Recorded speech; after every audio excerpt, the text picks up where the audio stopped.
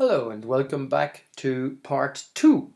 So here we are, here's our client, and the client was screened on the 5th of January, so let's just have a look. And we can look at the information that was captured at that screening to give us an idea about the client before we actually even see the client. Okay.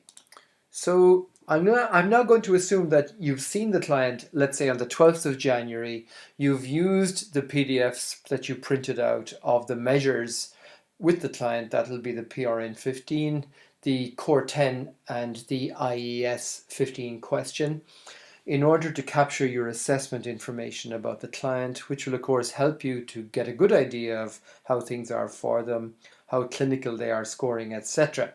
And you're going to now enter that information retrospectively. You've already had the session. So we go click to add session.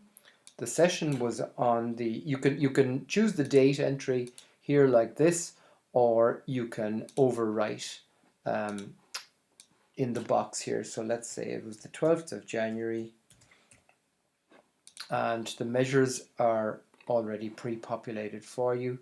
You go to create the session, and now your measures are all available in here. So remember, I'm assuming now that you're working on the basis of transferring the information from the paper measures. So you've got the paper measures next to you, you've got the PRN 15 there, and let's click on the little button, open the drop down, and then you can choose the answers like this, etc.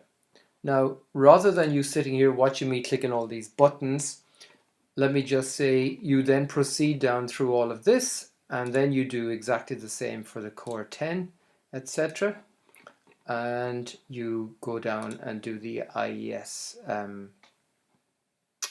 as well at the bottom here.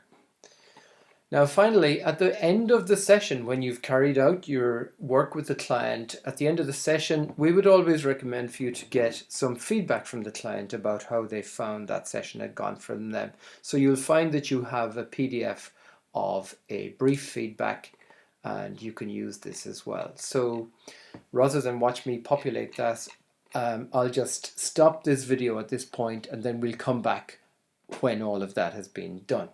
Okay. Thank you very much.